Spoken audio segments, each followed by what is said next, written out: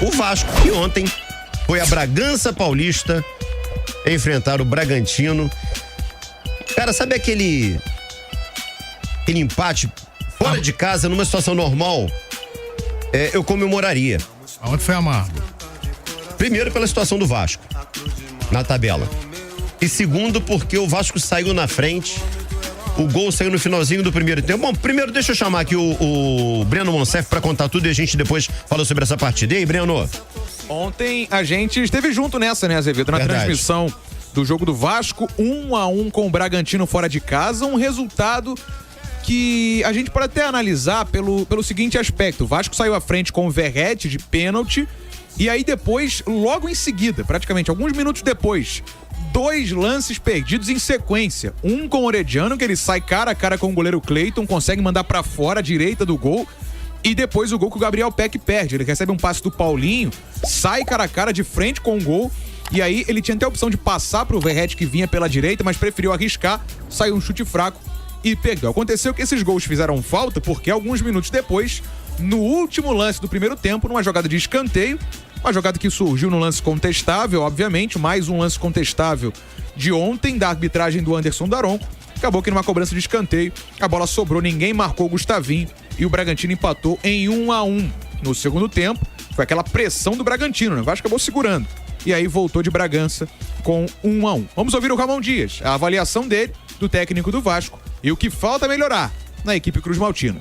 Bueno, primero que me parece que el primer tiempo estuvimos muy bien, que los dos equipos se crearon situaciones, nosotros tuvimos 2 o 3 claras para poder convertir, y me parece que el equipo de a poco va creciendo. Falta mucho trabajo, pero creo que el espíritu es ese.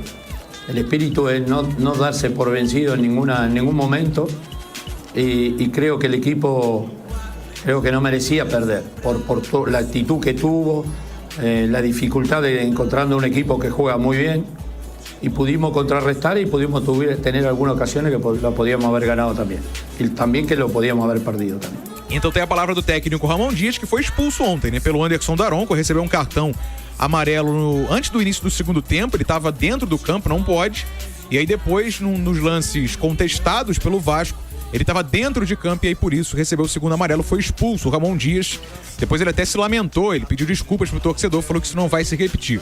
O Vasco termina o primeiro turno na 19ª colocação com 13 pontos, tem um jogo a menos, é claro, 3 vitórias, 4 empates e 11 derrotas. Deve um jogo aí contra o América Mineiro, que deve ser só em outubro. O Vasco fica a 5 pontos do Bahia, que é o 16º, do Santos, que é o 17º. Ambos com 18 pontos ganhos nesse momento. Domingo, pega o Galo no Maracanã. O Vasco conseguiu na justiça liminar para jogar no Maracanã domingo, 11 da manhã. E amanhã chega o Paiê, 5h20 da manhã no Galeão. O Vasco preparando uma grande festa de recepção do jogador. Por hora é isso. Vasco empatando, terminando o primeiro turno na vice-lanterna. E agora olhando pra frente, no início do retorno, que acontece no próximo domingo, meu parceiro Bruno Azevedo. Valeu, Breno Monsef, trazendo informações do Vasco. Ontem conquistando um ponto lá em Bragança Paulista, nessa saga vascaína para deixar agora a zona de rebaixamento. Bom, Gabriel Farias, eu queria analisar algumas situações aqui. Bom, primeiro, é o que eu falei, numa situação normal, um ponto fora de casa a gente deve celebrar.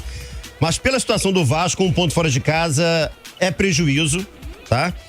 E além disso, o fato do Vasco ter saído na frente, e aí eu não quero empanar derrota ou empate, enfim, por conta de arbitragem, apesar de eu detestar o Anderson Daronco, que ontem ele foi mais uma vez Daronco, né? Querendo aparecer mais que os jogadores.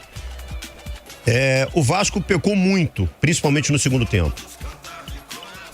Mas por que eu lamento muito esse empate? Porque no escanteio que gerou o gol de empate do Bragantino, cara, tinha acontecido uma falta antes que o Daronco não marcou.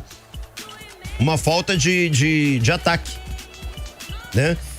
E fatalmente aquele escanteio não seria marcado.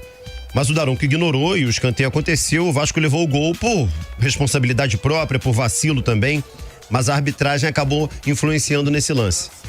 Queria que você comentasse um pouquinho esse resultado e a atuação do Vasco. Em primeiro lugar, eu acho até que o empate ele é interessante. É um ponto que dá pra entender como positivo. É claro, considerando o contexto, tá muito claro que fica aquela lamentação. É um Vasco que precisa dar uma arrancada, mas não necessariamente essa arrancada vai acontecer com uma vitória embalando atrás da outra.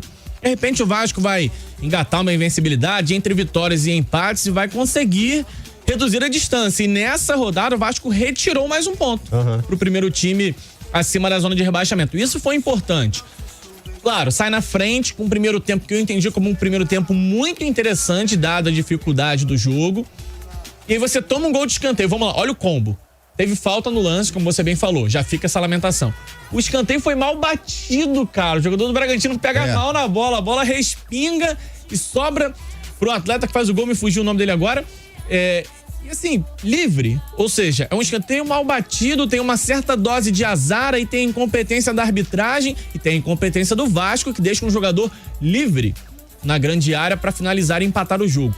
Mas aí você precisa ver o contexto completo da partida e entender que no segundo tempo o Bragantino foi um time um pouco mais coeso, um pouco mais equilibrado e que merecia, de repente, até uma melhor sorte. Então, eu fico com o empate como um bom resultado. O Vasco encarou o Bragantino, que iniciou a rodada empatado em pontos com o segundo colocado, então dava até pra dizer, a grosso modo, que o Bragantino tava ali na vice-liderança do campeonato. Você encarar uma equipe como essa, que vem perdendo pouquíssimo na temporada, uma equipe do Bragantino tá encaixadinha no Campeonato Brasileiro, e você voltar com um ponto da casa do adversário, para um Vasco que tá se reestruturando, se reequilibrando com o Ramon Dias, eu acho que foi um resultado no mínimo interessante.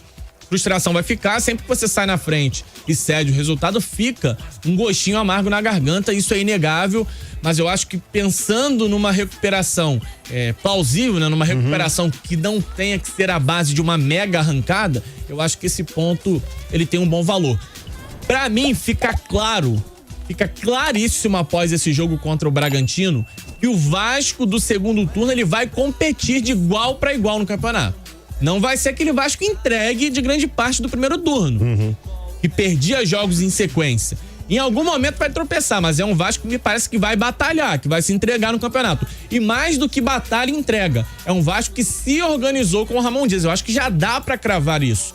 Por mais que os resultados do Ramon Dias ainda não sejam resultados excepcionais, já dá pra ver um Vasco mais organizado, um Vasco que pode encarar uma equipe que tá na parte de cima da tabela, como está o Bragantino, e pensar num bom resultado. O Vasco esteve, de repente, até perto de vencer o jogo em algum momento. Um pouquinho mais de capricho no 1-0, de repente tinha ampliado a vantagem. Em outros cenários do campeonato, a gente nem imaginava isso. Era um duelo que a gente já iria contando com o Vasco de repente sendo derrotado, e de repente sendo derrotado até de uma forma meio feia. Não te assustou o segundo tempo, não, cara? O Vasco completamente entregue? Não foi legal. Acho que as alterações do Ramon Dias deram uma matada na equipe. Foi mal demais. Eu acho que teve uma leitura ruim do técnico. Eu acho que o técnico, ele pode jogar o trabalho lá em cima, assim como ele pode puxar pra baixo. Quando ele tira, o Breno narrou a partida. Quando ele tira, e o Breno no intervalo me perguntou, você tiraria alguém? Eu falei, tiraria o Zé Gabriel e colocaria o Jair. Zé Gabriel mal no jogo. Quando eu vejo o Jair conversando com o Ramon, falei, cara, ele vai tirar o Zé Gabriel, que legal. Não, ele tirou o Marlon Gomes. O Vasco terminou o primeiro tempo sufocado. E aí ele tira um cara de apoio ao ataque e um cara de finalização também, né? Pra colocar um volante. Aí chamou o Bragantino todo pro campo, pô. A leitura dele passou muito pelo amarelo também do Marlon, né? De repente ele ficou preocupado com isso, mas aí é o que você falou. São dois riscos, né, pra você assumir. Você fica com o Marlon, qualidade, chegada ao ataque, ou você abre mão do cara com cartão, bota um Jair, que tem também uma certa qualidade, mas que claramente guarda defensivo. Um posicionamento mais defensivo, é um volante, claramente. As substituições foram confusas no segundo tempo.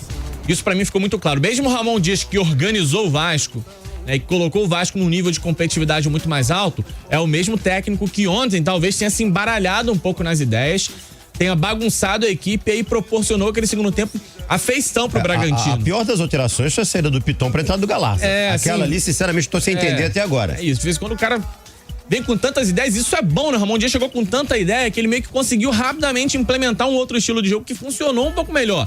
Permitiu ao Vasco ser competitivo contra Atlético Paranaense e Corinthians, apesar das derrotas. Um Vasco que venceu o Grêmio e um Vasco que ontem saiu na frente e esteve até no controle do jogo em alguns momentos contra um bom time do Bragantino. Mesmo técnico que errou nas substituições, e eu acho que ficou essa lição. Até por isso eu acho que o empate, no fim das contas, dadas as circunstâncias do segundo tempo, dada a qualidade do adversário, eu acho que o empate ficou de bom tamanho. Mas a conclusão que eu chego após o jogo de ontem é que o Vasco, em meio a essa turbulência de se reorganizar, de novos reforços chegando, jogadores sendo inseridos na equipe, em meio a tudo isso, o Vasco parece que voltou a competir com a grandeza que o Vasco precisa.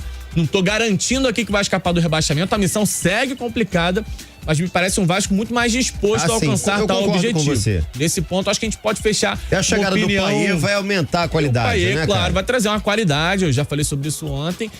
Nem acho que o Payet tenha sido um craque a nível de futebol europeu, mas no Brasil, o Payet ele vai chegar para jogar na primeira prateleira dos principais jogadores e tem tudo para ajudar muito esse time do Vasco da Gama. Vai subir demais o nível do elenco. Ramon Dias falou sobre isso, que vai ganhar tranquilidade com esse jogador na criação de jogadas e vai casar com outros atletas que já parecem bem. Pô, o Paulinho acho que tá começando a mostrar uma opção interessante, minimamente útil. E aí vai chegar o Payet com a bagagem de um cara que foi protagonista em grande parte da carreira na Liga Francesa, um cara que tem muita qualidade técnica pra agregar, um cara que pode fazer diferença numa bola parada, um jogo também com bola rolando, um jogador que, pro nível do futebol brasileiro, tem tudo pra se destacar. Então, creio muito que o Vasco tá tomando um caminho legal agora. É aquilo, né, Azevedo? O prejuízo é muito grande. E agora eu dizer assim, não, o Vasco vai dar arrancada, tem um jogo a menos, vai se reequilibrar e vai escapar do rebaixamento, seria um excesso de otimismo nessa altura do campeonato. Mas eu começo a ficar um pouco mais confiante pela organização e pela entrega da equipe do Ramon Dias. Você acha que vai ter musiquinha pro Payet? Payet. Tô imaginando essa. Eu gostei. Payet. Ia ficar legal, né, cara? O estádio cantando cara, isso, né? Eu acho que essa vai pegar, cara. Começou a ficar um memezinho na internet, mas acho que vai pegar, vai ficar legal. Tomara. Agora eu vou continuar dizendo isso aqui. Eu não entendo essa veneração da CBF ao Anderson Daronco. Eu não consigo entender. Falar que esse cara é árbitro de ponta, pra mim, é um deboche. É um deboche. É um cara narcisista, é um cara que gosta de aparecer mais que os jogadores, é um cara que gosta de ser o centro das atenções e ainda inverte situações de jogo, assim, risíveis, cara. Não dá, eu acho que, sabe, tá na hora de repensar essa situação de colocar o Anderson Daronco, como árbitro de primeira linha. Né? Eu concordo com suas críticas, mas aí você pega o nível primeira linha da arbitragem brasileira. Complicado demais. É ele, é o Flávio Rodrigues, é o Milton Pereira Sampaio. O Rafael Claus, que é um cara que eu gostava, já começa a fazer lambança atrás de lambança. Gosto muito do Claus, também tem encontrado alguma resistência nas últimas atuações dele. Cara, esse é um problema, né, bem mais profundo do que só o Anderson Daronco, né? E me parece que longe ainda de uma resolução.